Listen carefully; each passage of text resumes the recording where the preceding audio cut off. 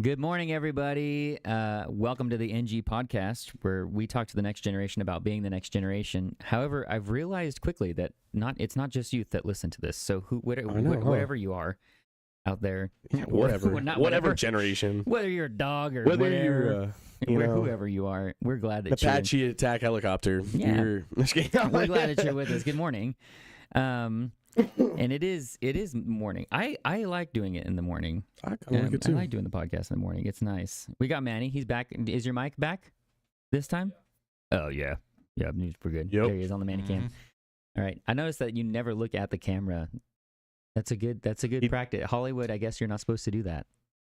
Did you know that? Well, yeah. Hollywood maybe if you're like filming. We don't want to break fourth walls. I mean, we're basically Hollywood. We're a podcast. We're North Hollywood. No, wait a minute. Yeah, that's true. I would say North Desert Hollywood. Yeah, we're North Hollywood. We're dry Hollywood out here. We're the Hollywood North Campus.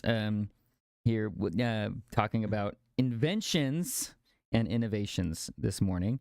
Last week we got to talk about space. That was fun, dude. I still haven't gotten to watch. And then literally 2 days later, they launched a Starship, and I was like, so cool. Yeah, that was legit. That was super cool. And I don't even know how all that works. I'm just one standing there in awe. Mm-hmm. Oh man, you got one of my favorite things though is like when they do those, and it cuts to like the camera of like the SpaceX facility, and like all of like their hundreds and hundreds of employees are just like gathered up in the lobby watching it, and they're all like just freaking out. I'm like, dude, all those people like just involved, and you're like, to be one of them would be crazy. Oh yeah. Yeah, I mean, I would just to be the guy like standing there, like at the gate, saying like, "Sorry, you can't come in." Like, what'd you do? Oh, I built the flappy doors on the Starship, but they need that guy. Like, that's so cool. I'm a graphic designer, so what does that mean? I made the stickers that were on the side of it. So you know that logo? I made the logo. My logo is in space. I didn't actually make the logo, just if you're listening, but that'd be really cool. That would be cool. Like, so tell us, what's your greatest achievement? Currently, my work is floating in outer space. That'd be pretty cool. There's a life goal for me, which we're going to be talking about this morning. But we had a story a while back. I had to do some digging. I'm not going to lie. Lately, there's not really a ton other than election news out there. Hey, guess what? It's Trump and Biden. There you go. There's your election news. That's crazy. Maybe we should just let them try and do it together. Team president. Yeah. How would that go? Biden. It's like the couple's names. What would they be called? Brump? Badump? Badump. That's what they'd be called. The Trident. Oh. Trident? Trident. Yes. We need to stop. We would strike fear into the world. Like, we have a team president. It's a new thing. It's called a bimocracy. And we have Trident. That's our first one, King Trident. I feel like they bicker about everything, and then Biden would forget what they were talking about, and then Trump would do it anyways. Yeah. That'd be so great. You know, we gotta go. What were we talking about? Like, no, I think Saturday Night Live is missing a great opportunity to make the Trident. This has no significance of what we're talking about this morning, but I want to see it. Funny, it's though. creativity. We were just creative. We're being creative. Look at that. See? We're talking about that this morning. And we talked about naming. Look at that. Wow. Get it. Anyways. Fact. So whoever you're voting for, you can write it in Trident. Trident. Trident vote. Who the I heck vote is for that? Trident or Mickey Mouse. Trump and One of the Biden. two. We're going to tag team the presidency. Yeah, tag team. Back again. I think that's, hey, there is no I in team. So there is an I in president, but there is I don't think that applies to I don't know. We could be onto something. Did you know, and my brother sent me this, did you know that there is technically, it's not recognized by the U.S. government, but it is authorized by the U.S. government? There is another country inside of our country. It has 39 people as its population. What? And it has a president. It's Malaysia. Not Malaysia. It's pronounced Malaysia. They have their currency is cookie dough. I'm not even kidding. You could look this up. He's looking it up right now. MOLOSIA, I think. And it's a country. I think it's in like Arizona or something like that. It's like 11.2 acres. They have their own flag. Legitimately, their currency is cookie dough. and they're not they're not recognized as a actual nation by the United States, but as long as they don't do anything wrong, they are. And they're technically at war with East Germany. I think that's hilarious. What? Because East Germany doesn't exist anymore. I can't. We hate Did you Nazis, see? Did you but find they're it? not around. Malaysia. Their flag's like blue, green, and white. I'm not kidding. I'm not. Maybe they lost to East Germany. They don't exist anymore. Yeah, they just got wiped out last night. The whole 11 acres of their country inside of our country. Yeah, Arson, it's a happened. country of Malaysia. I'm not kidding. Unless Grant was lying to me, which is highly. He is my older brother, so I feel like I was gonna say. Yeah, the Republic of Malaysia. It's right there. It's in. They're closed. It's listed on Google. It's listed on Google. They're closed. We're outside of operating hours. It says it's 11 acres. Republic. Oh, they have a 4.6 review. What? No, but look. Wait, what's the U.S.'s review? The government office is in Story County, Nevada. So we can go. We should go. Let's go. After the podcast. We're going to go to another country. We're going to the ends of the earth. It's foreign missions. Yes, foreign missions, international missions they have work. a website.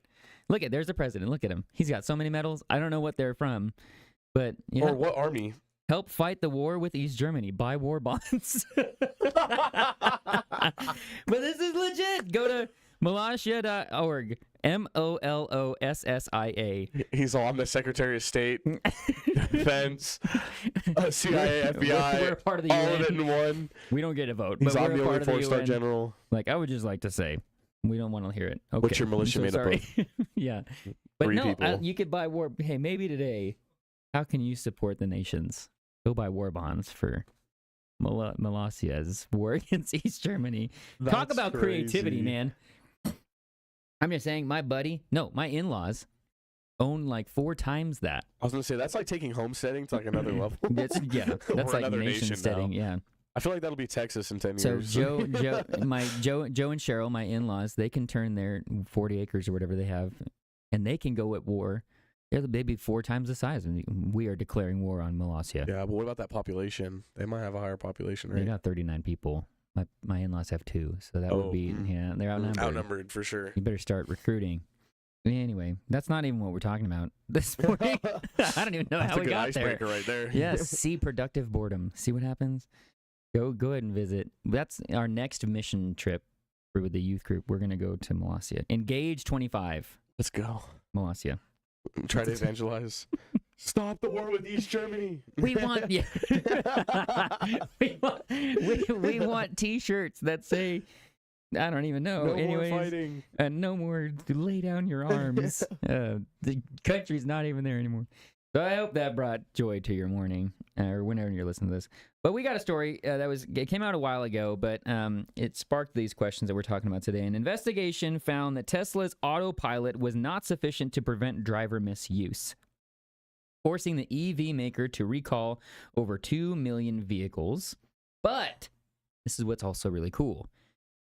The issue is being solved by a software update that requires no action from Tesla users. You can see that on the graphic there. Which is correct. Which is awesome. So on the one hand, you've got people somehow misusing autopilot, which, in my opinion, how do you misuse autopilot?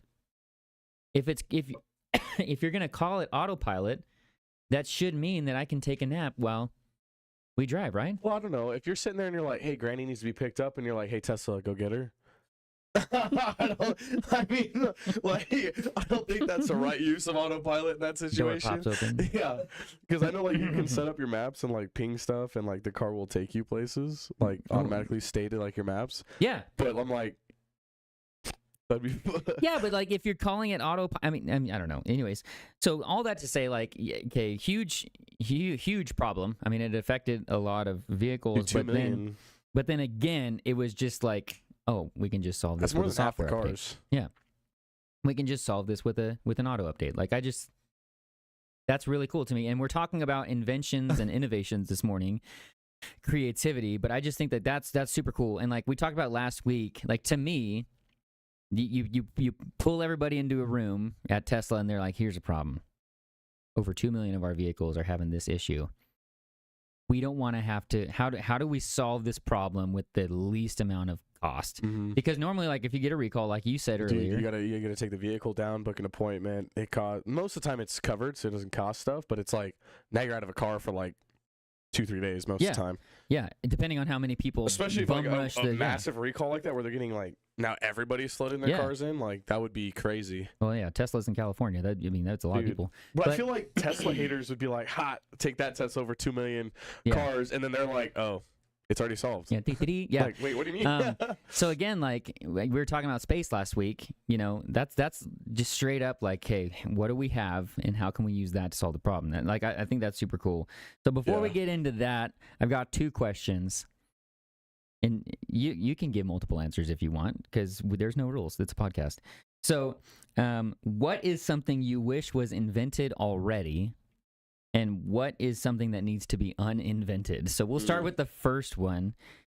Thinking of like all of your science fiction 90s cartoons. Most of what I wanted in the 90s is already made. Like being able to talk to people on your watch. That was like part of the cartoons. Rewinding TV. I remember standing in front of my little, it was like that big. What was it, like a 10-inch screen? TV, like, man, I wish I could rewind this or pause it. Because my parents were calling me or something like that. And I wanted to be able to pause and rewind TV. That's already there. Autopilot's kind of already there, you know. So yeah, what is something that you wish was already invented? I feel like mine are kind of... have you ever seen... what is it? After Earth with Will Smith, or what's it called? I Am Legend. No, it's one where like technically they're aliens, but then they land. Oh, WALL-E. No, they land on Earth and it's like super like uninhabitable. Like WALL-E. Everything's crazy. No, it has Will Smith in it, and then Jaden Smith, his son's in it too. Oh my God! I swear. You guys have never seen that movie? Are you okay? Yes, it's a great movie. Sure? He's gonna look it up now. Pursuit of Happiness. You can't get Pursuit of Happiness. Yeah, that's actually true. Yeah, yeah. Okay, while you're looking that up, I'm gonna say one. Yes, it's called After Earth. After Earth. Okay, all right, calm down. It's so good. It's not so good, but in the movie they have these like suits. Okay. That I think are sick. With how much attention you've given to this better be good, man. Because like the suits can like, because they're on like this crazy like basically Earth, but like everything wants to kill you. Dune. Okay.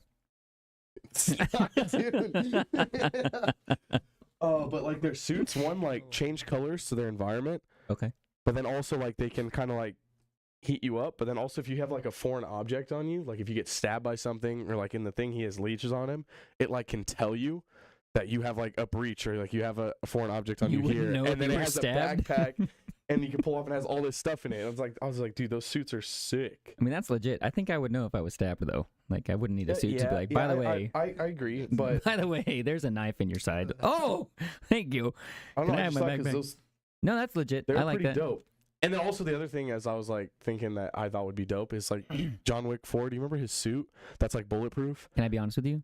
I've never seen any of the John Wick films. The podcast is over. We're walking out. We got things to do. No. Sorry, I need to see it. Yeah, I know. But basically, he has like his suit. Yeah. But it's like a carbon weave or whatever they call it, and like literally, he can just like pull his suit up and it stops bullets. Oh, okay. So Avengers. The cape, yeah. Anyway. I think if you're thinking of Captain America's shield, maybe, but yeah. That's so mine is, compared to yours, mine is super lame. The first thing that I think of that needs to be invented like right now, and hyperspeed. I actually thought of this the other day of like, okay, now how can I use what they have at their disposal, right? You ready? Uh-huh. Cup holders on airplanes. They're in the little thing you pull down. No. That's not a cup holder. That's like an indention, like it's 1/16 of an inch. Like we get turbulence, that drink's gone. It's gone. Yeah. And they're like, oh, don't worry, we give you small cups. I don't care. That's still not going. Like you accidentally bump that tray a little bit, and it's like, bye. Or your guy kicks back that recliner. It's like, oh. But I already thought about it, and I think I've got a buddy that's an engineer listening. I think I've already thought about how you can do it. You know how like if you're in an exit row, you don't have a tray in front of you. Do you know where your tray is? Yeah. So it Like flips open. like a desk at a school. It flips open, then it goes out like that, like that. That's how you make the cup holder. It just flips out and then goes like that and expands down. So that way, if there's like, you need to get out of the aisle, it just goes whoop, whoop, and then you just get out. Like in your little armrest, you just like pull the end of it and it's like... Yeah. And that way you don't have to, it's just an install. You don't have to replace the seats. You just pull that piece out of the armrest and you stick it in there and then you got your cup holder. Again, I have a Rector set or Legos. I could maybe make a prototype, but I think we could mock it up out of Play-Doh. I'll make the illustrated graphic that shows how it works. But I'm telling you, and it's like we're gonna sell it to Boeing. Yes, all of them. Boeing needs help right now. But yes, but I feel like they're just getting a lot of flack. But anyways, because it feels like anything like a Boeing plane, their tire went flat. Like that has nothing to do with Boeing. They didn't put that tire on there. Oh, anyways, I just feel like they're just anyway. Well, they are crashing. So. Jeez. No, but like, right? Wouldn't you? And that's one of those things that like. The first airline to do that would be... Oh, yeah. Like, I just heard about, I think it's Swedish Airlines. They made Cuddle Class. You heard about this? No. It is a new, like, you have economy class, business class. And the funny name for it is Cuddle Class because it's a seat that folds back into, like, a bed. And it fits 2 people, and you can cuddle. Like, you can lay down and take a nap there. The whole flight to Africa, Tim. And they But right. So, anyways, that's what I think. Cup holders on planes. I think that needs to be invented. I'm sorry, it's not super cool. A jetpack would be nice. I did see a guy. You have the air jetpacks, and you can like take them out on the. They have like the hands. Yeah, the Gravity Industries. Yeah, they have their whole they have jet races. Engines. Oh, I know. It's sick. Yeah. I can't wait for those to be mainstream. That'd be crazy. Yeah, you straight up look like Iron Man, but that'd be a cool. Like, all right, I'm gonna go to work unless it's snowing. That would suck. But I guess you have the same problem if you're taking a motorcycle. Yeah. But anyway, Manny, what do you think, man? What needs to be invented that hasn't been already?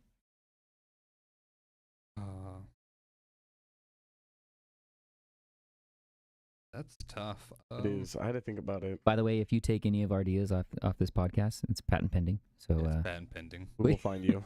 We will find you. Just wait. It's gonna be like 2 months from now. We're gonna be like, now on American Airlines, a new cup holder. I'm gonna be like, it's like the what's his name? Leonardo DiCaprio. The memes where he's like pointing at the TV. It's like, that's gonna be me. What do you think, Manny? I feel like obviously something that's so true. Technological. Oh, okay. Like something. I don't know. I don't think I've ever found a need for something new.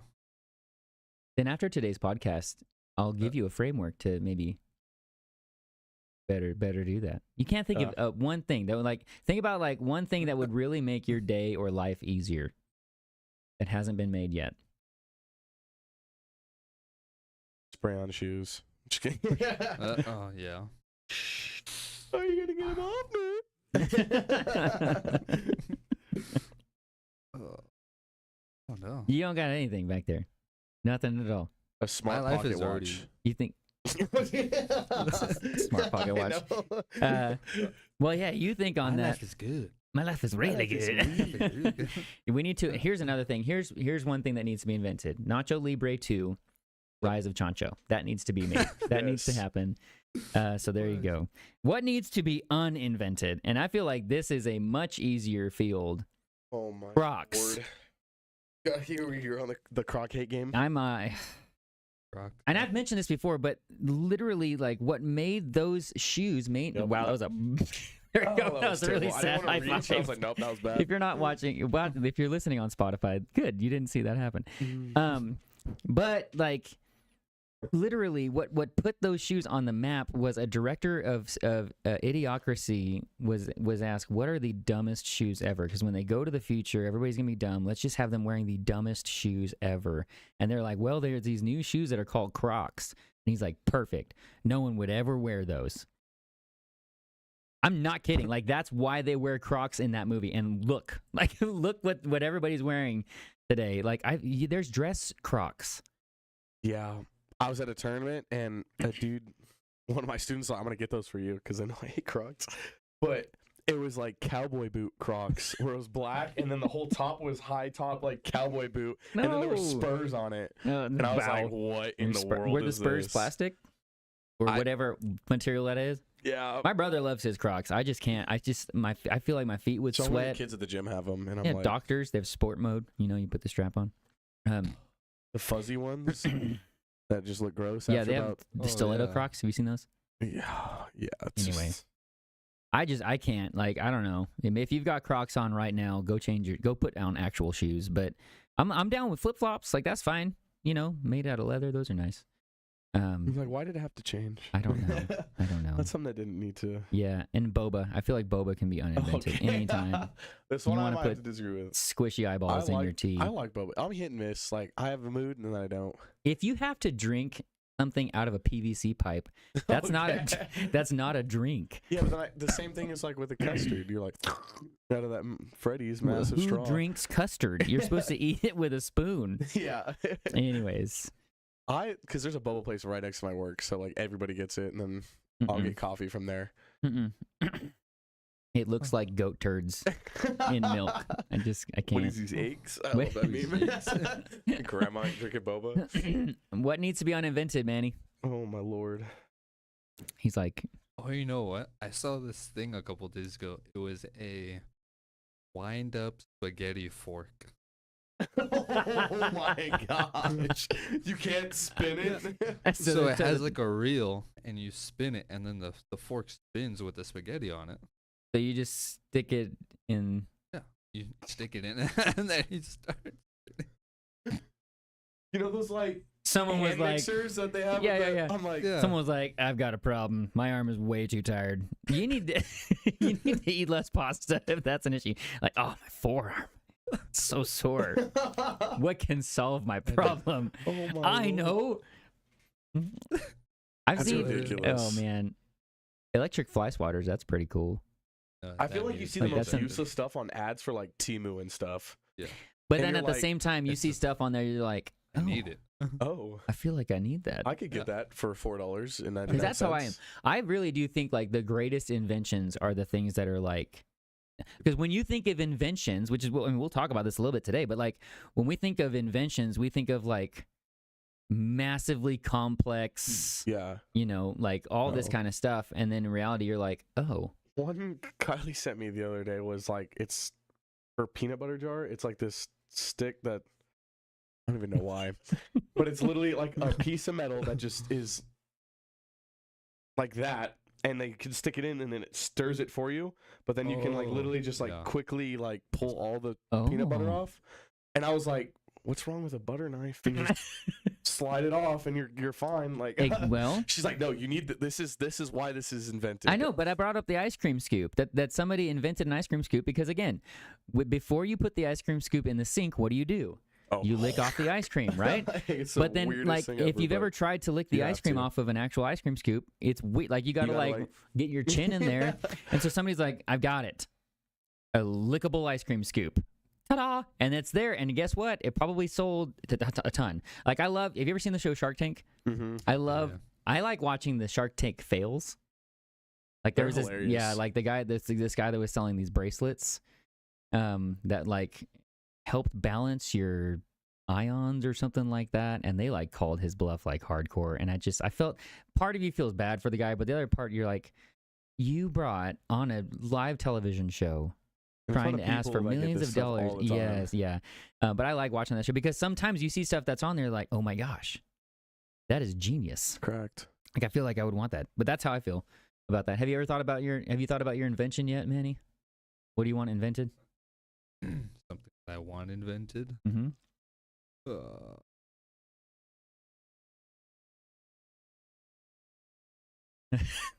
Radio silence. No. So we're going to be talking about the muscle of creativity, and apparently you need to work out more. All right, so it's we're going to be talking about that today. We'll come back to you. We're going to circle back again. All right, we're in orbit. We'll come back around. Be thinking back there. Well, we're talking about innovation. Whatever. I mean, please feel free in the comments. Let us know what you want invented and what you want uninvented. There's so many things. There's so many cool TikTok's things. about to be uninvented, apparently. From the I don't know if you US. saw that from the U.S. So our daily Bible ratings are going to migrate right on over just to Instagram. But yeah, so we're talking about creativity, innovation, ingenuity, whatever you want to call it. That's what we're talking about. Because again, like when you look at this story, and again, like it's not a recent story. This story came out, I think, like 13 weeks ago about Tesla. But again, like I love the ingenuity behind it. I love the concept of just getting around a table and instead of saying like, well, let's have everybody bring in their cars and we'll put this new piece in. They're like, well, how can we use what we have to solve that problem, right? And so it's the fact those cars are literally computers. Yeah. Like the new Model S is literally has a computer in it. Like you can play video games on your rest stops. Oh no. During, like it's literally you can watch Netflix. It's a computer in your car. Yeah. Which when you think about it, if you're sitting there charging your car, I That's can sit there and true. play Halo in my car with everybody. That's pretty cool. But maybe it's one of those things where like that was a fix where like the whole autopilot. Maybe they were watching movies, so they had to put like a fail safe. Like I know, like Yeah, like like somebody- in Android Auto, like if you're scrolling through Spotify, eventually it's like it makes you some wait. third party made a hack where like you Yeah. can bypass things and like, oh, now we're driving and watching Netflix at the same time. Yeah. Because technically it's only supposed to work while you're stopped, like the car is in Right. Yeah. parked mode or whatever. Yeah, and I bet it was probably one of those things. But again, like I want to get to this concept of creativity, and I think that this is a topic that most of us, again, when you hear creativity, like I'm reading a book right now on this same topic called Creative Confidence, and again, and that's more on the business side, like how can you be better as an innovator in the workplace, but I get all the same. I think we need a renaissance of creativity because again, like if I ask, and being a professional creative as a graphic designer and content creator and all that, and also like an art teacher, I've taught graphic design. You know, I go to kids that just, and a lot of those kids would take my class because they needed an elective and they thought it'd be easy. When they found out that it was not, and I'd ask them like, hey, are you creative? And the number one response that you get is, oh, I can't really draw. Right? Yeah. Like that's like we just associate creativity with drawing and art. Yeah, paint. Like, oh yeah, Picasso. I can't do that. But at the same time, those same people assume like, oh, you're either born with it or you're not. Like you're either born creative or you're not, right? Mm-hmm. You're either born and you can just draw beautiful things, or you're just like, I can't even draw the backbone of a stick figure, without I can't stay inside lines even if I tried, right? And that's not the case, right? And so like the first question right here, like who is creative? If you are a human being, you are creative. Absolutely. And again, like this is not just something that is biblical, and obviously there's plenty. I mean, I as I started to list out the scripture, I had to stop because there's just so much about creativity in the Bible and the value of using creativity. But again, like even if you're not a Christian, even studies show that we all are naturally creative, and there's actually tons of studies that show what happens when you remove that creativity. I remember not too long ago the whole No Child Left Behind thing with schools. Mm-hmm. And how, like, if you were struggling in math and you were in band, they would take you out of band and they would make you take 2 math classes. And what they found was that was actually worse for the kids because you were removing them from that creative outlet, and you were forcing them, and it actually made math worse for those kids. And so, like, there's research out there to support the value of creativity and how we are all creative. But again, I think we need to disassociate creativity with art. I agree. Yeah. Because you look at like the creative Tesla, Elon Musk. I don't think that man can draw. Never seen any artwork professionally or anything being dropped out by that man. But he was one of the the founder of PayPal, one of the also co-creators of the internet. He created Tesla. He created SpaceX. He created neural net. He created the car tunnels underground. He created so many of these crazy things that it's like. Yeah, it has nothing to do with art at all. Yeah, it's and about again, business, it's about innovation, it's about so many different things. Yeah, and I guess like we can go with like the axiom of like all artists are creative, but not all creatives are artists, right? Like just because you're creative doesn't mean you can paint, right? Like I'm a graphic designer, and I like to try and paint and draw, but I would not say that those are my specialties. And like again, creativity is like a muscle. And everybody has muscles, right? Like you're born with muscles. You're not just bones and skin. Like everybody has muscles. It's just some people work out those muscles more than others, right? Absolutely. And so naturally, like if I can't lift 1,000 pounds if I've never worked out. Like, oh, I can't work out. That's not true. You can. You might not be as good as at it. You might not be as practiced, but everybody is creative, and we call it different things. And creativity, when you're thinking of an inventor, or somebody that's an engineer or technologically minded, they would call it innovation or ingenuity, right? Well, all of those are kind of, we're talking about the same thing. We're talking about the ability to fabricate, right? And to dream and to solve problems and all that kind of stuff. And I have a K-bar, right? Which is like, if you're a Marine, it's like a rite of passage. And really, like, with K-bars, you're only supposed to, the tradition is someone's supposed to buy one for you. And so when I was in the Marine Corps, I had a collapsible K-bar. I actually have it in my car, I have a K-bar, just in case something goes down. I'm just kidding. But like, well, that's if you're in the Marine, yeah. Yeah. My dad bought mine. Yeah. But like my collapsible K-bar, there's scratches all over it. Now, if you've been in the military and you've got scratches all over your knife, obviously you're like, oh yeah, that's from heat of battle, and I had to whatever. But mine's from a soup can, and again, like, why are there scratches on your knife? Like, what happened that caused all this? Well, you can do a knife bite. Yeah, I know. Nope. I had a can of SpaghettiOs, and I didn't want to eat an MRE anymore, and nothing was going to stop me from getting the SpaghettiOs out of that can. And all I had at my disposal was what? A knife. I didn't have a can opener. I gave it to you. It's on your backpack. I didn't have a can opener. All I had was my knife, and you better believe I was going to find a way to get into that can, right? Well, again, that's creativity. It's analyzing a problem and not being content with that problem, right? Like, we just asked the question, like, what needs to be invented? I think it's a problem that you don't have a cup holder on a plane, especially like we're about to go to Africa. We're going to be on a plane for literally longer than a day. We're going to be in the air for 25 hours. No cup holders. Like, why? Like, especially with how big cups are these days. And I don't mean like big in size. Like Caitlin has a Stanley. Those things are huge. But no. But I mean, they like, get smaller at the bottom, so it can fit. Have a small butt. But like, I mean, That's like innovation, Tim. big. Yeah, there you go. Big like pop. No, but it straight up is like, hey, how can we make a 900-gallon cup that still fits in your cup holder? Tiny butt. Like that's how you, right? That's called innovation. But that's what we're talking about. And who is creative? All of you are. And from a biblical standpoint, we'll get to this here in a second, but you were created in the image of God, and guess what God is? Creative. He is the creator. He's the ultimate creator, right? And you are created in his image. So if you're listening to this podcast and you are a Christian, congratulations. Let me tell you, you are creative. Okay, and here's the reality. You're probably not utilizing your creativity, and you're just doing it under the guise of, well, I'm not artistic, so therefore I can just, be a sloth and, struggle through life. Like, no, all of us are creative. Where do we see creativity in the Bible? What's the first one? I would say creation, Genesis 1:1. Yeah, in the beginning, God created, right? Everything. The heavens and the earth, that's actually a merism to say he created everything. Heaven and earth, he created it all, right?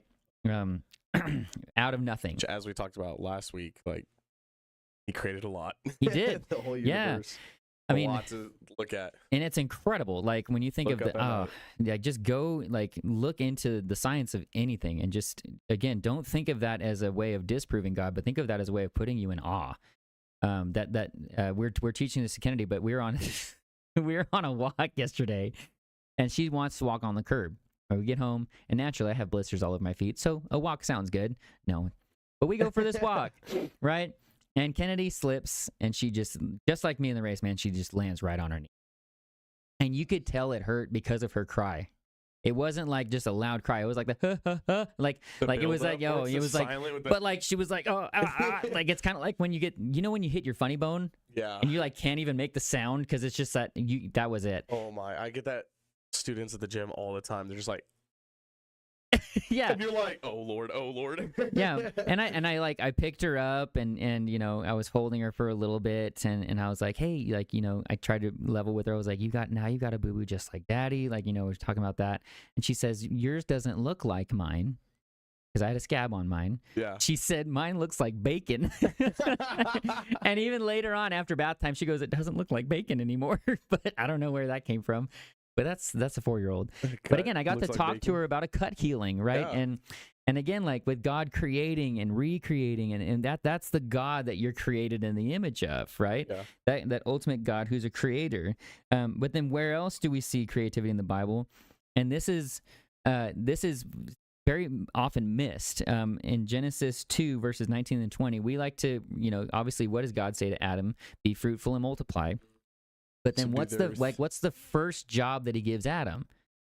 Name all the animals. Yeah, name all the animals, right? And I love because, like, again, God probably, and I don't know, but I would imagine God knew what they were called. It says that he knows the names of all the stars. Yeah.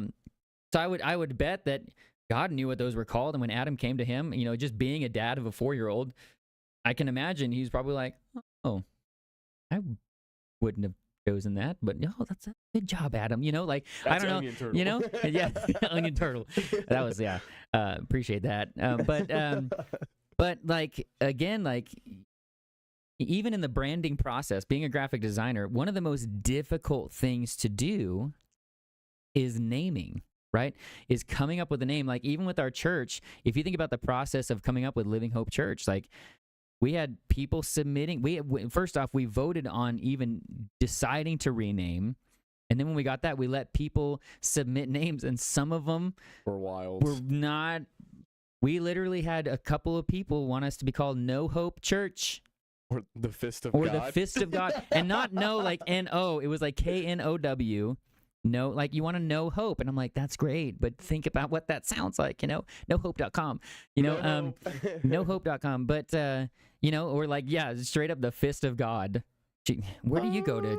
Yeah, I go to Fog Church, Fist of God, fog.org, but the Fist of God Ministries, right? But like, again, like, naming things is hard, and you gotta really get creative and think outside the box. Like, all right, well, this is what we are, and so and literally, I walk organizations and ministries through, and I've actually done this with you. Like, it's called I walk them through this humongous framework where we just try to discover, like, what your mission is, what your vision is, all that kind of stuff. And it literally takes all of that coming together. And then you're like, so then based off of that, what are some things that we can call ourselves? Well, let's look at the Greek for that. Let's look at the Hebrew for that. And like, where would this name come from? Yeah. Right? And that, I mean, naming things is hard. I mean, if you've ever had kids. I mean, coming up with the name for the men's ministry was like one of the, it took me like a week. Yeah. Well, I'm looking through scriptures, and I was like, what was like our main, like, mission and our goal that we're looking to do with it, and that's something that's easily branded, something that can be translated to other languages if we needed to, like, that people can relate to, that's easy to say, that's just like it was very interesting. Yeah, had a lot of names there, and I was like, we're gonna stick like that one, and it just stuck out, and it was good. Yeah, well, and there were some names that were really, really great, but it wouldn't appeal to you know, because we have Spanish and English, right? Mm-hmm. And I remember even with Rooted, like, there's no Spanish logo for Rooted. It's just Rooted. Like, even the whole book is in Spanish, but the logo is literally Rooted. And I remember like talking with Carlos about that. Like, in English, you get that. Like, oh, you get the metaphor, right? That we're grounded in Christ. But I remember Carlos saying, like, we don't talk like that in Spanish. Like, that doesn't work there. Yeah. And we literally made our own Spanish version of that to kind of come along with that in Rezado. But again, like, naming things is difficult, and it does take a lot of creativity, right? And I wish I could have been there, like, with all the animals walking by, and Adam's like, stripes, stripy cat. No. like I wish I could have been there. Yeah. Like, where do you get tiger? I don't know. Were there even tigers there? It makes you think, too, like, what animals were back then, because there's so many, like, new breeds and, like, things that have obviously grown from then, because they're, like, obviously there wasn't chihuahuas, and, like that name was invented a lot later in life, but, yeah. but it's, like, wolf, like, horse, like all those different things, Mhm. like.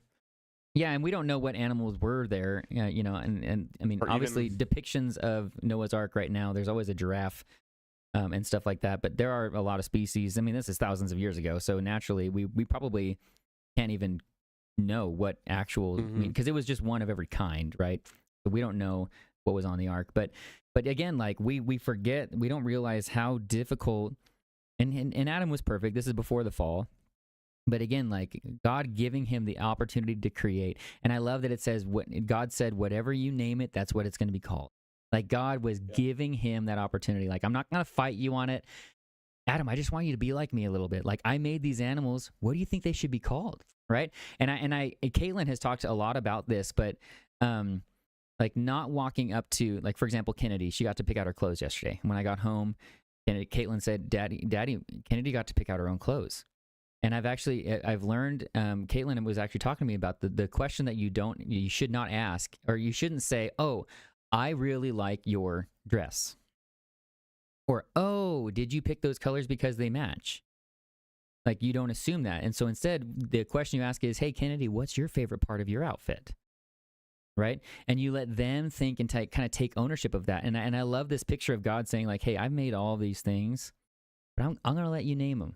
You know, and whatever you want to name it, whatever you want to wear today. Yeah. You go pick out those clothes. And she had a blue dress on, hot pink shorts, a green jacket. She loves wearing mismatched socks. But again, like, hey, I'm just going to let you create. I'm going to let you color outside the lines. Like, I love that. And I think creativity is a huge display of, like, our freedom too. Our free will that God gives us is like, he gives us that opportunity to explore, to open our mind to everything and try to just take in things and be creative. Yeah. I think it's really, really important to have that. Like, I think of, like, most creative thing, freaking kids that just come up with the most wild things ever. And, like, half the time, you know, like, yeah, that's not going to work.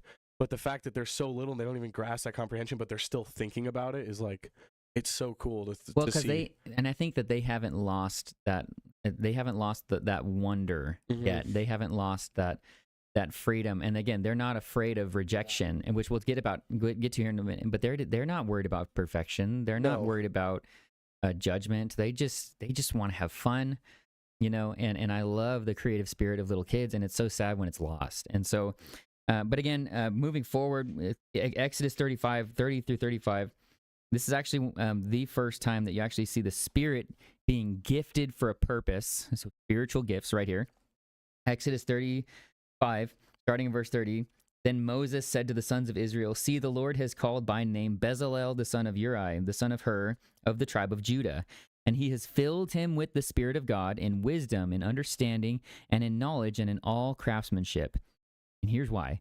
To make designs for working in gold and in silver and in bronze, and in the cutting of stones for setting and in carving of wood, so as to perform in every inventive work. I love this part right here. He also has put in his heart to teach, both he and Oholiab, the son of Ahisamach, I don't know, of the tribe of Dan.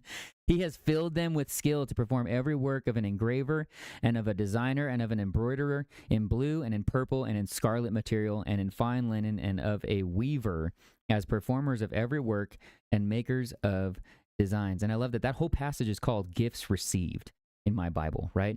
That this is them creating the tabernacle and creating the garments that are going to be worn in the tabernacle. And God, again, says, I'm going to gift you with the Holy Spirit to make you creative, specifically in the areas of engraving and cutting of stones and all of that.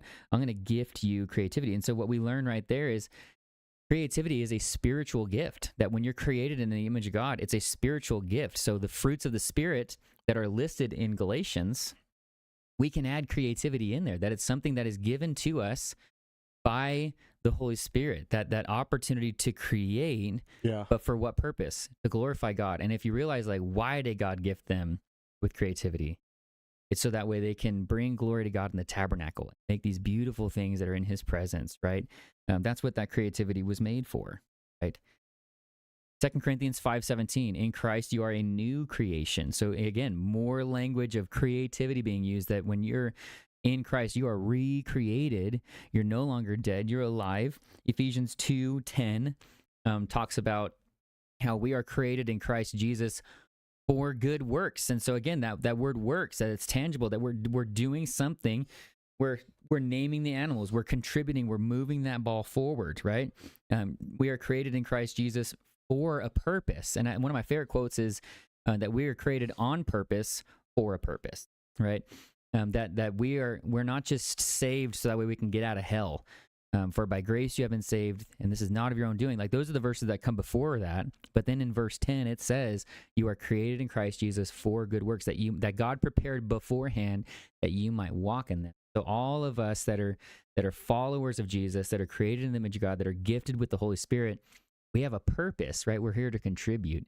And then Romans 12. Yeah, Romans 12, 6-8 says, according to the grace given to us, we have different gifts. I think it's really cool. If prophecy, use it according to the proportions of one's faith. If service, use it in service. If teaching, in teaching. If exhorting, in extortion. Giving with generosity. Giving with diligence. Showing mercy with cheerfulness. Like, if those gifts that you have, like, use them. Like, you're given to them. Like, especially, I love how it gives examples of areas that I feel like so many people can relate to in those areas. Like, so many people are good with numbers. Like, you may be good with money and math and all those different things. Like, have that gift, use it. And then it goes into even verse 13 where it says, share with the saints in their needs, pure hospitality. Like, share with people those things, with that hospitality, with those needs. If there's needs that you see need to be met, you might be one of those guys that it stuck out to you. You might be good in that area. Yeah. Well, and that word right there in verse 13 is the word contributing, right? Mm-hmm. Contributing to the needs, right? And so again, when we talk about creativity, what we're talking about is this idea of contributing, right? Yeah. Like when God let Adam name the animals, he didn't say, hey, can you paint these animals for me? Hey, would you mind drawing these animals? No, but it was still creative. I'm letting you contribute to what I'm doing, right? I'm creating you in Christ Jesus for good works that you might walk in them. And I've already got it. Like, I want you to be able to contribute to that, right? And I want you to look at the needs of the saints. I want you to look at the needs of the orphans, of the widows, of the hungry, of the lonely, and I want you to contribute to that, right? Yeah. I want you to take the ability of creating that I have given you, that is a part of who He is, and I want you to take that, and I want you to move this ball forward, right? I want you to contribute to the needs. And so again, that leads to the next question: why is creativity or innovation, whatever word you want to put on there, why is that a good thing? Number one, it's a spiritual gift. It is. I mean, it's a gift that God has given you by the Holy Spirit. But the number one reason why creativity is a good thing is because it's all about contributing. It impacts lives, yes, for sure. And some of those things it's so cool, and it can contribute, not just everybody around you, if you do things that are pretty cool. Yeah, well, and for you, if you are a person that would say you're not creative, which is a lie, that Satan wants you to believe, I would ask you, are you more prone to contribute or consume? Mm-hmm. Because I think the number one killer of creativity is consumption. Absolutely. Because what happens is when we get in the routine of consuming things, it's all about us being entertained. Yeah. Well, creativity is all about the other, contributing to the needs. And so if you're all about, oh no, I'm just going to watch the movies, I'm just going to sit in the seat, I'm just going to have people cater to me, well then naturally you're not going to be creative, because you're not going to be using those juices to try and contribute and move the ball forward. Yeah. And Acts 20 verse 35 talks about this as well. But I think no matter what, whether you're going to church or you're you call yourself a Christian, I think all of us would say, hey, do you think a Christian should be a consumer or a contributor? I feel like most people, unfortunately, even if they're not contributing, even those people would probably say, oh, a Christian should be a contributor, not a consumer. Well, the problem is we don't have enough people contributing, mm-hmm. right? What is it like? You've got 20% of the people doing 80% of the work. Yeah. Right? Acts 20 verse 35 says, in everything I showed you that by working hard in this manner, you must help the weak and remember the words of the Lord Jesus, that He Himself said, it is more blessed to give than to receive. And so again, like even Jesus would say, no, like let's not be people of consumption. Just, hey, you cater to me. Yeah. I want all of my needs met. I feel like some of the most creative things invented and creative people do things for others. I think it's one of the coolest things. Like what we talked about with the guys on Sunday, it's like you can read as many recipes in a cookbook as you want, but until you actually get in that kitchen and start doing stuff, it doesn't, you're not going to be able to do anything really. Yeah. And it's some of those hard things where it's like, I can sit there and be a consumption dude and just take in every recipe, do all that, but then until I actually cook one and like make that cake, and then not only if I just like it, then I'm like, oh well, I made it, so I'm gonna have some bias, but then share it with others and actually see if other people like it. But then also you make those things, you make food to eat food. Yeah. So it's like people like do those things, like share, be that creative person for people around you. Well, and if the fries are too salty, don't move on to the next restaurant. Like, how about you just go and say, hey, these fries can use a little less salt. That's you contributing. Like, hey, there's something wrong here, and I feel like my opinion can help contribute in this matter. So what if I say something about that, and not out of hate or judgment, but just, again, like this mentality of like, I want to help make things better. And when we talk about being a Christian, just even in a spiritual sense, that drive to want to help move the ball forward closer to Jesus. Talk about innovation, right? Like that you can use whatever is at your disposal. You can work out that muscle more to where you can then contribute to that. That if you see a need, you can do what you want to fill that need. And it's all about, again, like bringing the right people around you. Some of the greatest inventors, I mean, you talk about Elon Musk. He's not making the rockets. He's not the one that's making the cars. He's a person that is extremely creative. And then what does he do with these ideas?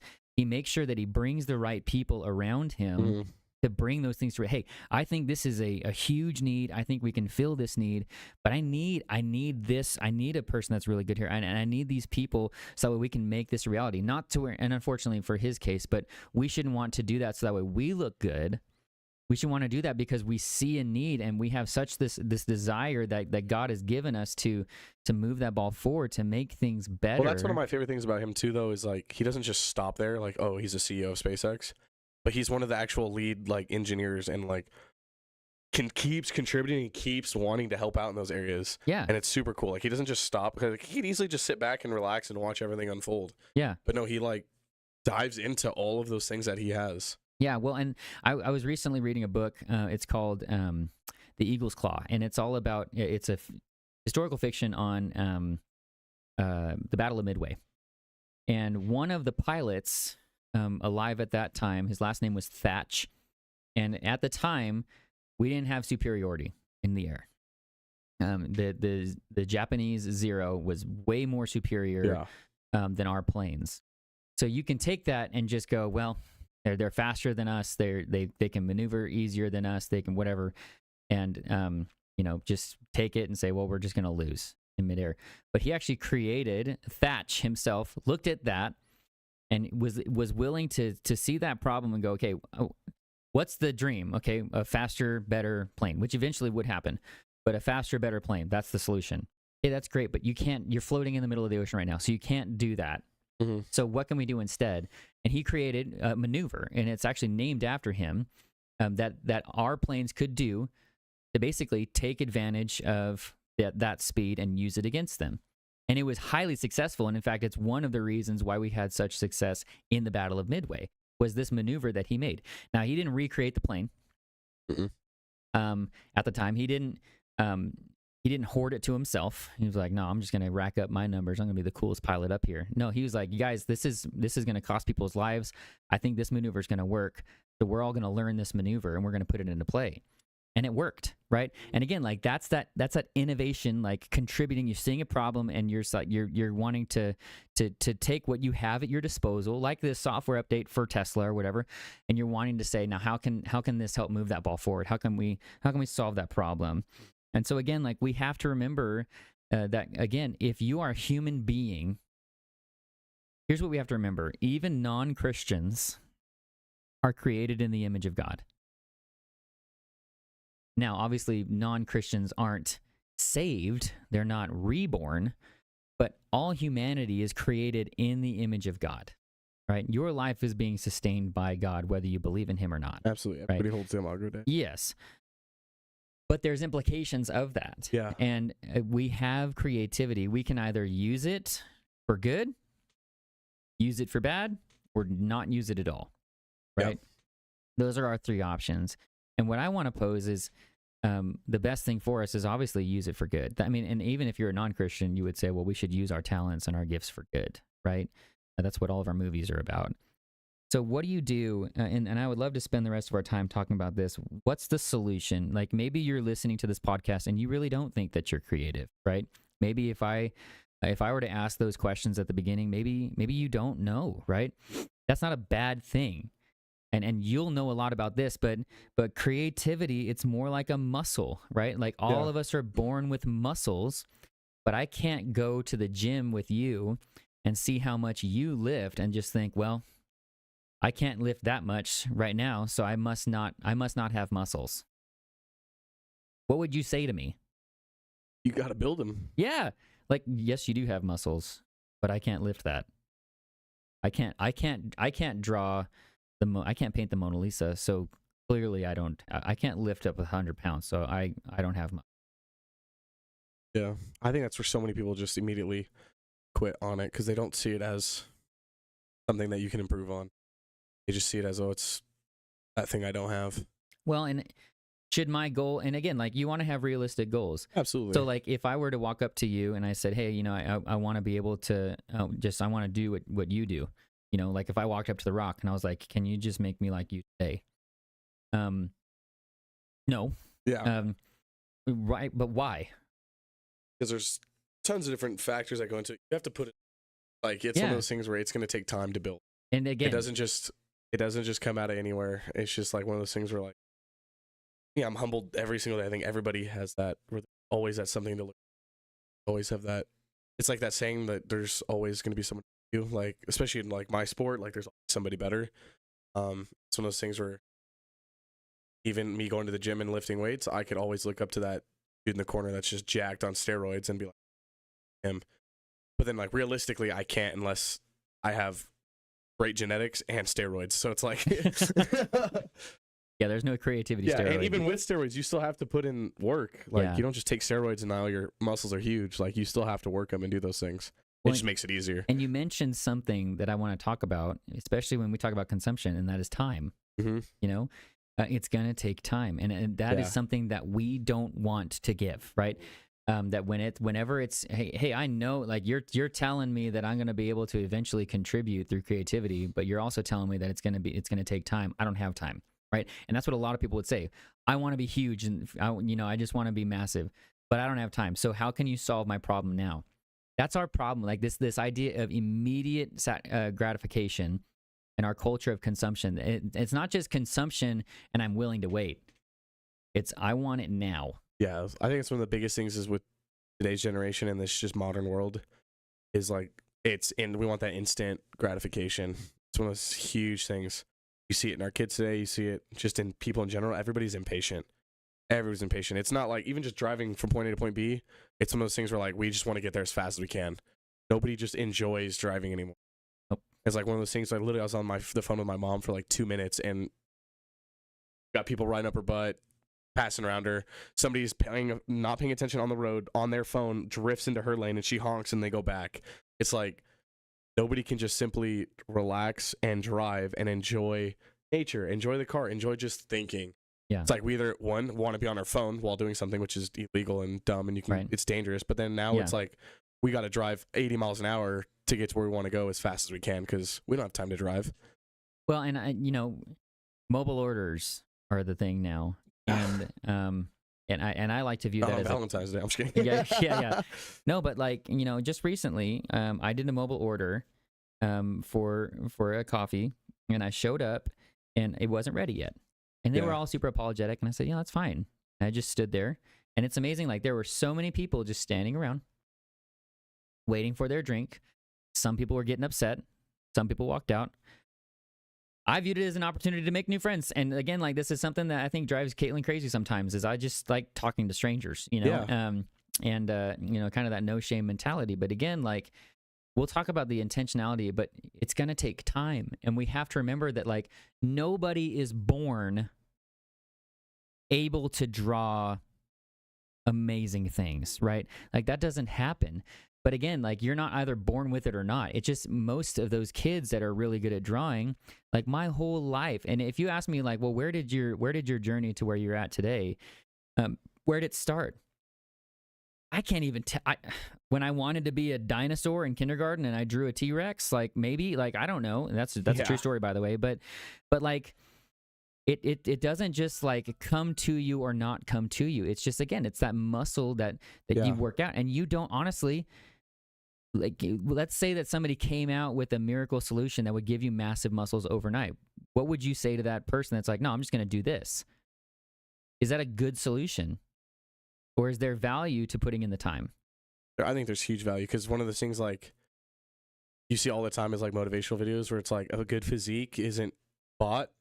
It isn't just given. It's something you earn. And through that discipline, through that diet, through that putting in those reps, through that pushing, feeling that pain, in that gym every single day, it builds that mentality that helps. It's not just like, I feel like if everybody was just given everything, we would be that consumer mentality all the time and just, well, I can just get it, you know, real quick like this. There's no creativity. There is no like drive. I think it's one of the hardest things today is like, I get students all the time to ask me like, dude, how do you get so good at jiu-jitsu and do all this? Like, I've been doing it my whole life. And it's one of those things where like, I wasn't just good at it. Like, I sucked when I started. Just like you guys, like I was a 4-year-old that was garbage. Didn't understand anything. But it's one of those things where I was literally obsessed with it. I'd spent all of my day thinking about it all the time and wanted to just do it. And it's one of those things where like, that's the only way you can truly get good at things is if you put time into it. Yes. And again, like that time gives you more respect for it. That when you look back at the wall with all the medals and all the belts and those kinds of things, you remember the time. And I remember like with training for my first marathon. Yeah. The reason why getting the medal and crossing the finish line was so great, I felt like I could just eat nails that day. Like, man, I was just so pumped. Like, and it was rainy and cold, but man, like I just felt like I was unstoppable. Like I didn't walk until 23.5 miles into the race. Yeah. And I felt so good. Like I was talking to people and I was like, where does it come from? Mile 18's all uphill. And I was like singing like holy, like, you know, singing my songs while I'm running and talking to people and encouraging them. But why? It's because of all the training. And when I finally got that medal, when I look at that medal, I don't think of the marathon. I think of the months and months of training that went in, and those long training runs when you're all by yourself. And I literally like had to, I mean, when you have your 20-mile run to train for a marathon, I had to do that in the middle of the night one time. Yeah. Like I ran from like 9 p.m. to 12 a.m. and I would check in with Caitlin every 5 miles. I would just text her like, hey, I'm still okay. You know, but when you're willing to put in the time, and one of my favorite things to teach is adversity always makes the prize sweeter. And again, when you're willing to put in the time to develop whatever it is, and in this case, creativity, it makes that prize of, I mean, imagine when you're finally in that routine and you truly feel like you're contributing to a greater cause. That's a great feeling. And not because it's making you great, but one of the best parts about being creative, one of the best parts about being in my field with graphic design or whatever, I love when I hand off whatever I've made for them. And I just see how excited they are. Like I just handed off a new website to a church that's in Florida, and it was months and months. I bet that at first they probably were like, all right, this guy's going to go on and make it look pretty, throw some paint on there. But man, I did deep work with them, and we discovered who they were and why they did what they did, and then we branded them, and the brand had everything to say with who they were and the stories behind it, and then we used that to choose their colors, their logo, and then we applied that to their website, and their website, the wording behind it just has so much meaning, and they were so excited. And again, like that's the best. Like that's the best part of creativity, when you make something and you just get to see people enjoy it. Like I can't wait for the person that invents the cup holders in the planes. I bet the best part of that is seeing people like enjoying that. Like that's the best part of it. Walt Disney, one of the reasons why he wanted to make his parks was because he wanted to go beyond the movies. And what he would say is the reason why he liked the parks more than the movies because the movie never changes. The story is always the same. But every time you go to one of his parks, it's a new experience. It's a new story. You're in a new chapter of life that when you go when you're a teenager and then later on you go when you have kids, it's a totally new experience. Yeah. And again, like when you get to see, I have now contributed, I've helped solve a problem and I can just see people enjoy it. That's the best part of creativity. Absolutely. It's all about contributing, not consuming.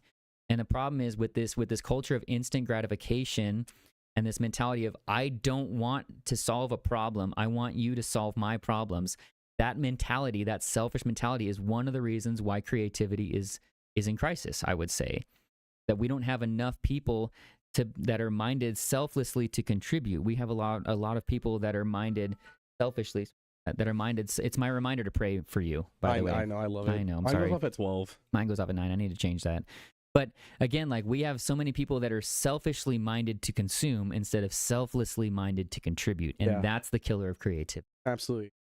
And I feel one of the biggest things is that I think it does have to do with the fact that like people don't want to be bored anymore.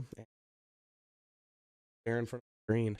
Nobody reads. Nobody does these things anymore where it's like it takes work and time. It's just that I'd rather just sit and watch YouTube videos all night and just empty my mind and just consume things. Yeah. Which it's like, you can learn things definitely from the internet. Like you can learn things from social media sometimes. You can learn things from YouTube and watching videos. Like one of my most like ways that I get into hobbies and learn things is through YouTube videos. Like I watch tons of videos on it and stuff. And it's just like, yeah, it's not a bad thing. But it's like when you're sitting there and you got, I don't know, 30 videos deep and you look and that's 3 hours gone of your life of you just sitting on your bed watching YouTube when you could have been getting your responsibilities done or genuinely like worked on that project that you wanted to work on or read that book that you've been wanting to read and doing those things. It's like, yeah, how is your time being spent? And it's one of those things. I think time management is huge also with that creativity. Yeah. It's because like, I feel like everybody has that excuse that they don't have time is because they are poorly managed on their time. Yeah. Instead of opening up time just to be creative. Like give yourself an hour or pull yourself an hour back from social media where it's like give yourself an hour of no technology at all and just do things. Well, and it's like the exercise that we did with the men's ministry where we just put a bunch of materials. We said, hey, we want you guys to make a catapult that's going to fling a ping pong ball and whichever ping pong ball goes the furthest wins. Yep. There was not one catapult that looked alike. Yep. But all of them threw it. Might not have thrown it very far, but all of them did throw. Or one of them launched 20 feet straight up in the air. Right. But again, like when you just allow yourself to just say, okay, here's my challenge. Yeah. Here's the problem at hand. I've got pencils and rubber bands and tape and a ping pong ball and whatever. And I need to make a catapult that's going to fling this ball.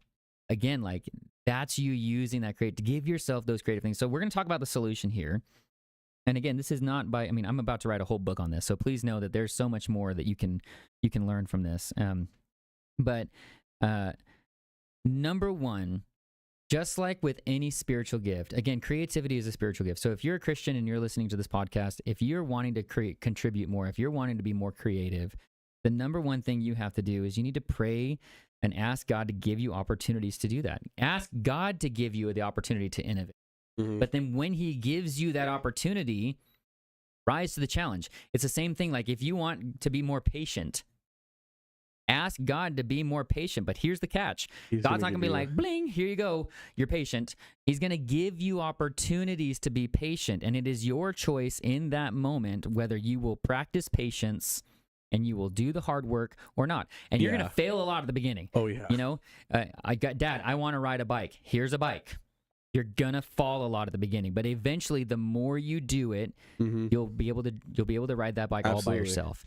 And so, when you pray and God, please give me opportunities to innovate. Cool. He might give you those opportunities. Are you gonna rise to the challenge and actually try and do that? Right. Mm-hmm. The number two, and again, like remember, it's a muscle. 1 Corinthians 12:31. I've got that marked right here. But it's a muscle. We've spent a lot of time talking about that. But 1 Corinthians 12:31 says, "Earnestly desire the greatest gifts, and I show you a still more excellent way." Earnestly desire it. Like if it's a greater gift, and the greater gifts are the ones you're not good at. Like You don't take a spiritual gifts test and go, okay, so I scored really low in hospitality. Whew. Cool, I don't have to be hospitable. No, that means that you should desire to be more hospitable, right? Yeah. And so if you score low in creativity, that's not like your get out of jail free card. Like, okay, whew, don't got to be creative. I'm going to let Tim do that. Like, no, this just means that you need to earnestly desire that. Pray for it, right? Ask God to make you more creative and then be willing to work out that muscle. Like, do the work. It's like what we've been teaching the guys is like, we can't just sit here and talk about it. You have to do it. You have to actually put in that work and get it done.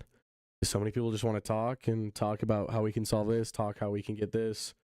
Where it's like, are you doing anything? What are you doing? Are we just sitting back and talking and watching everything happen? Or are you actually getting up and going and getting it done? It's like one of those things where you get asked for help. Well, how can I dive into the word more? How can I get better at this? It's like, when was the last time you picked up the Bible and read it? Yeah. And they're like, oh, well, last Sunday. And you're like, well, you're not going to get good at diving into the word if you're only picking it up once a week. Yeah. Like, you actually, how do I get better at praying? Pray.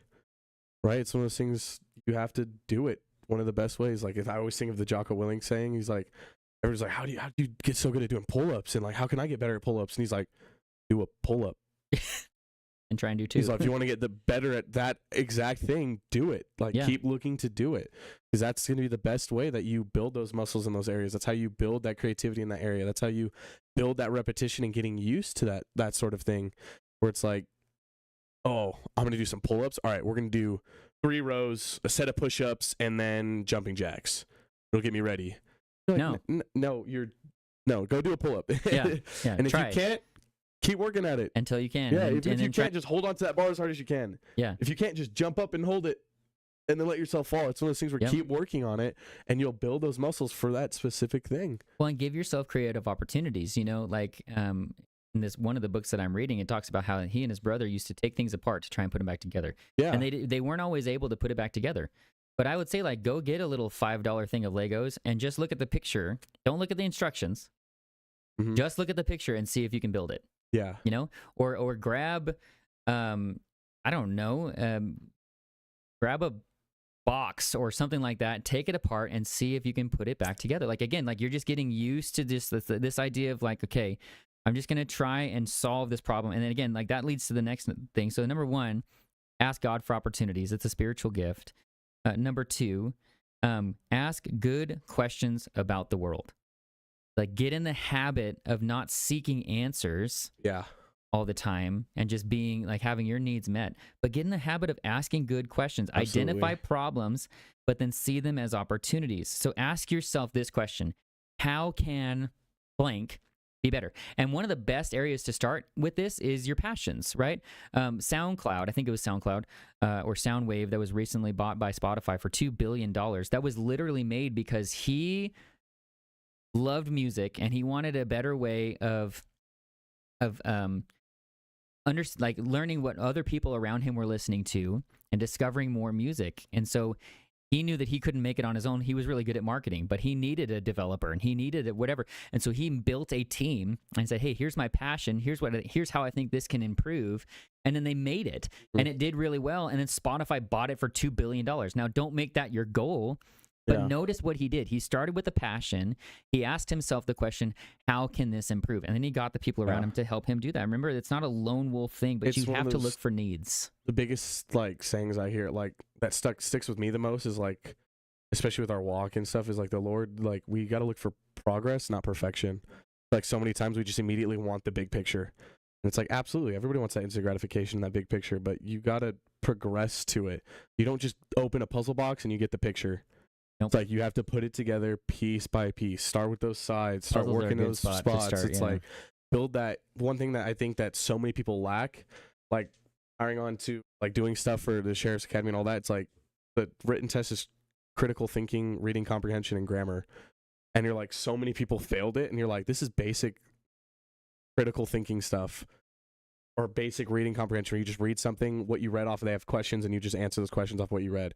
And it's like, how so many people fail that test, when I was like, dude, this was easy. Like, if you just have that little bit of push in those areas, like, I find so many days, like, especially kids nowadays, they just don't think about those things. We're like, I had 2 private lessons at the gym yesterday with some students, and it was like, I was like, if you guys ever have questions about moves, like you get stuck in a submission, come ask me, how do you get out? Right? I have so many kids that in the class, like 45 students, and none of them come up to me at the end and ask a question. Where it's like, whenever I got caught in something, I hated that I got caught in that, and I wanted to, like, how did he do that? How did he do that? I want to do that. Yeah. And so I'd go up to my coach, and he'd always have that answer, and he'd like, here, you do this, this, and this. And I was like, all right, cool. And the next day I practiced that as much as I could. But even still, you eventually reach a point. Don't get used to this is the way it's always been, right? Well, this is just how we do it. It's like the phrase, there's 2 ways to skin a cat. Well, eventually, someone developed the system for skinning animals. Yeah. That doesn't necessarily mean that's the best way, especially as technology progresses. Like, as things progress, just because it's the way it's always been. One of my favorite parts about being at our church is that we have the freedom on the staff to innovate. That even though this is the way it's always been done, that doesn't mean it's the best way, especially as things develop, especially as new technology comes out. I mean, if you think about daily Bible studies, we are doing them on TikTok. You couldn't do that 5 years, 10 years ago, right? But just, again, like that capacity to innovate, the asking, like, how can this be better? It doesn't necessarily mean that what's going on is wrong, but it does mean that I have the motivation that I want more people to know Jesus. I want more people to know, to grow in Jesus. I want more people to come to this church and invest in God's kingdom or whatever it may be. And so what do I want to do? I want to just look for ways that this can be better. I'm going to pray and ask God for those opportunities, and he'll give them to you. Like he gave Adam the opportunity to name the animals. He didn't need to do that. Yeah. He gave him that opportunity.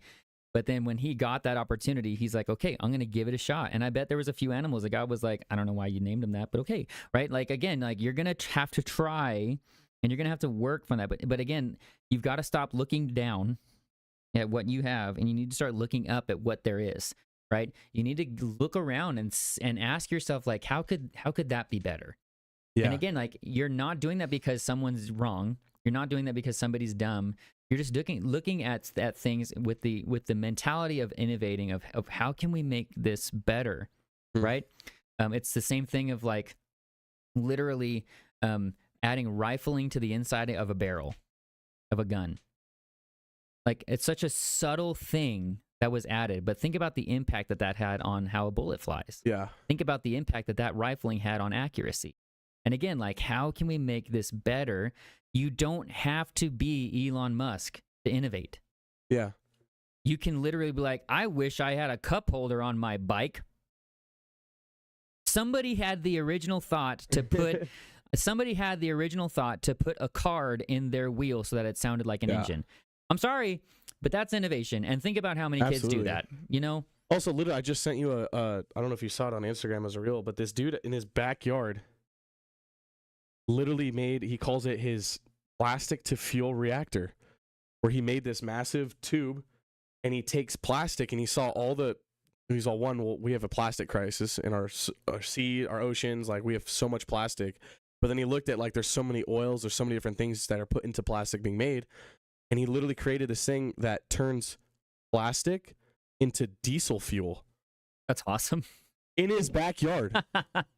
This dude made this reactor that he can take this plastic, he grinds it down, he puts it into this little thing that he made it, but he just made a even bigger one now in his backyard, that he uses microwave radiation inside this thing in his backyard that he created. I don't know exactly how it works because I haven't, like, dove into everything that he's done, but I just watched like 2 or 3 videos on it that he's done. And I was like, that's so cool. And then literally he separates it. The gases, the like sludge from the plastic that he makes, he can take it. He's all, you can recycle that again. But he's all, it literally turns plastic into diesel fuel. That's so cool. And he's all, dude, we can make jet fuel. He's all, we can make all of these different things from plastic.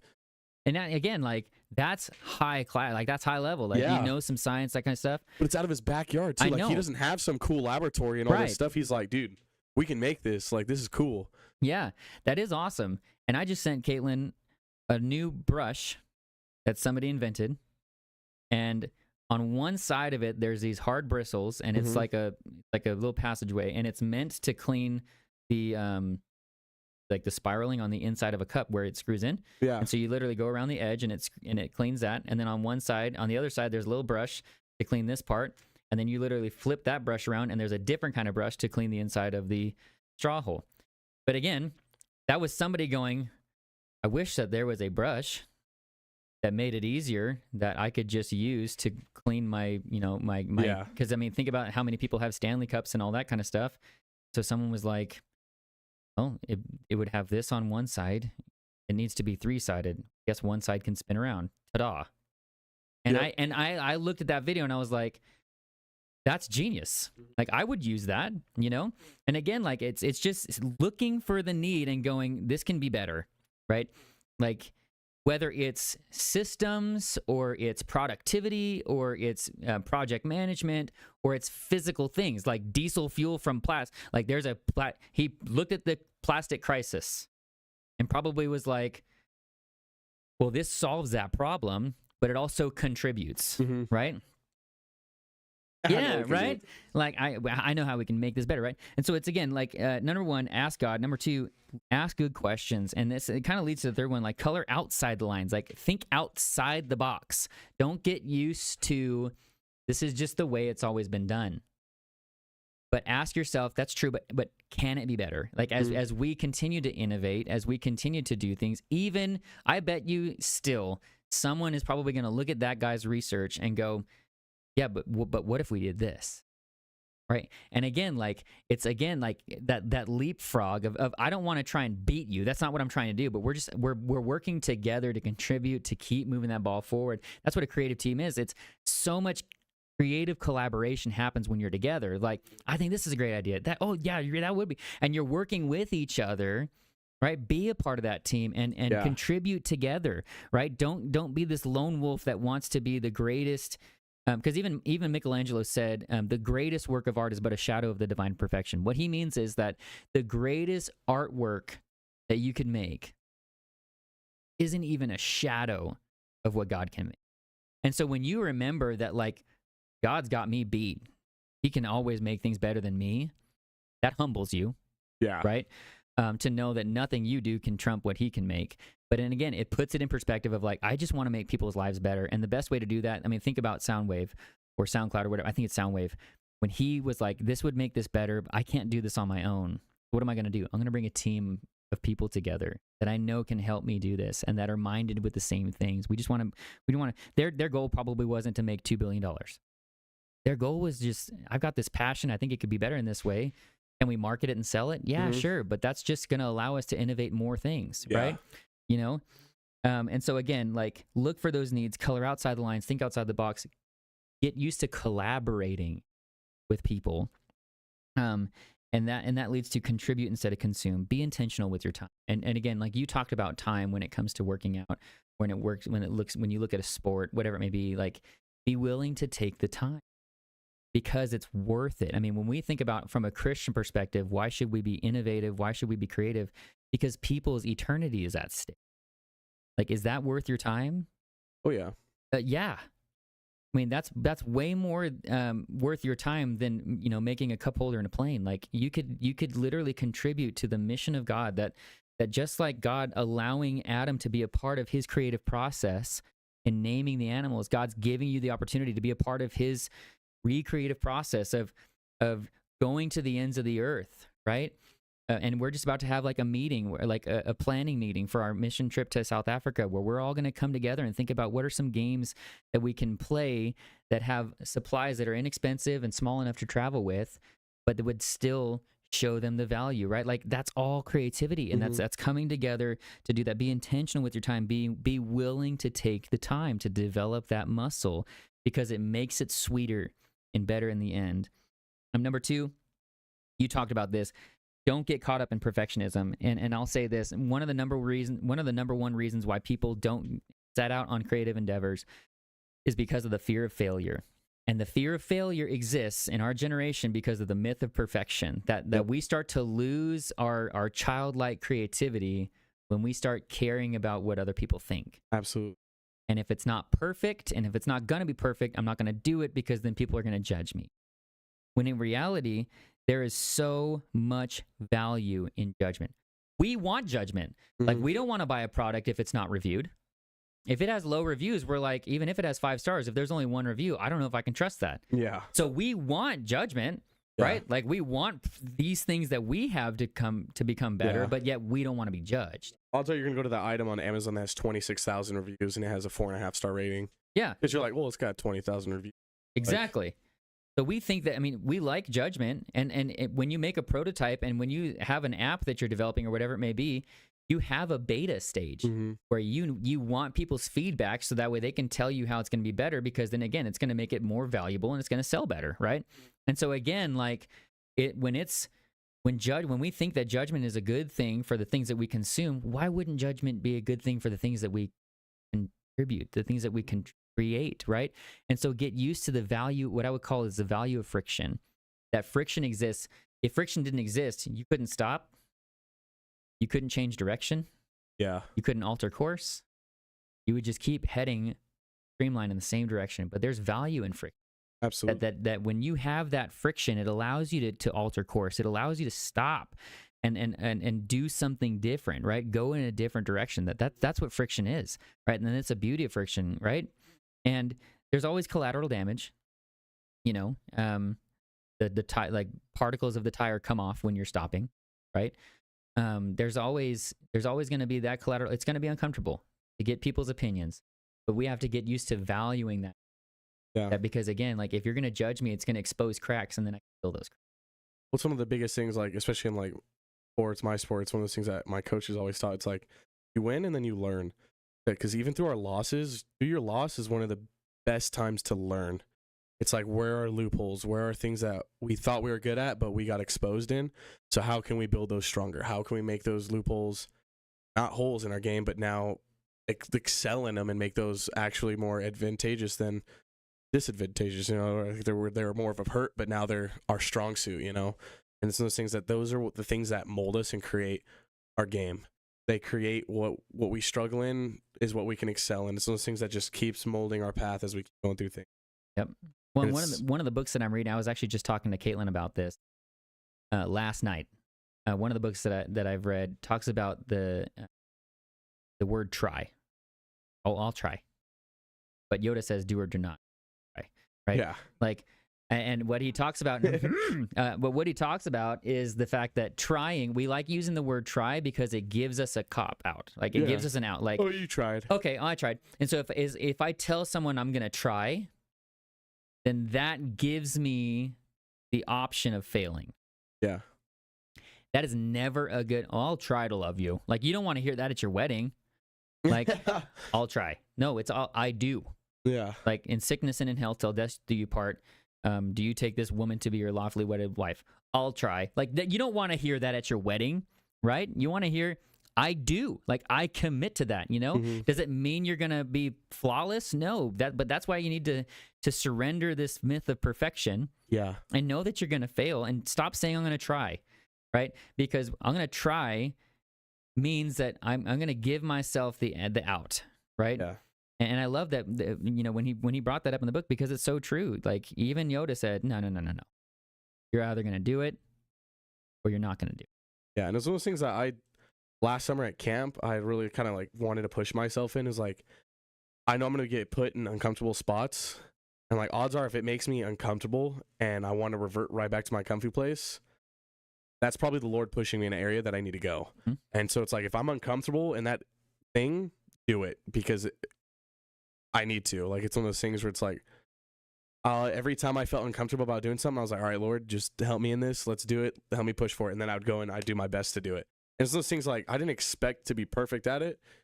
I didn't expect perfect results, but it's just the fact that I was stepping out of that comfort zone to do that thing made all the difference in the world. And when I look back on it, I was like, dude, that was actually like cool. Like, that was worth it. Like, It was worth stepping out of that comfort zone to do that. And it also just helped me really just push my students every single week when it came to trust initiatives, all those different things. Because like, it's one of those things where we'd always go to the trust fall, and it's like, I wouldn't tell you guys to do something that I wouldn't do. And so I'd always like go up first and have the kids catch me. And it's like, I put my faith in you guys and my trust in you guys. Can you do the same? It's like, if it's uncomfortable, odds are God's pushing you to do it.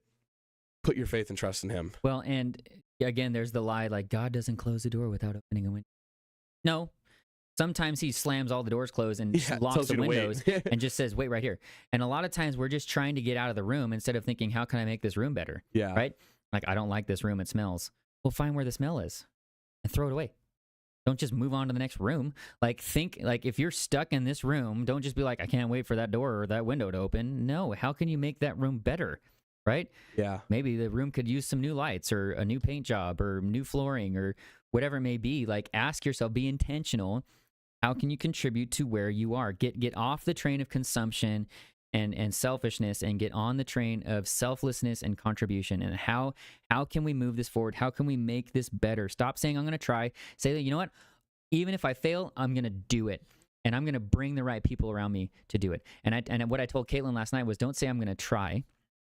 Say that I'm going to do what I need to do to make that happen. Right?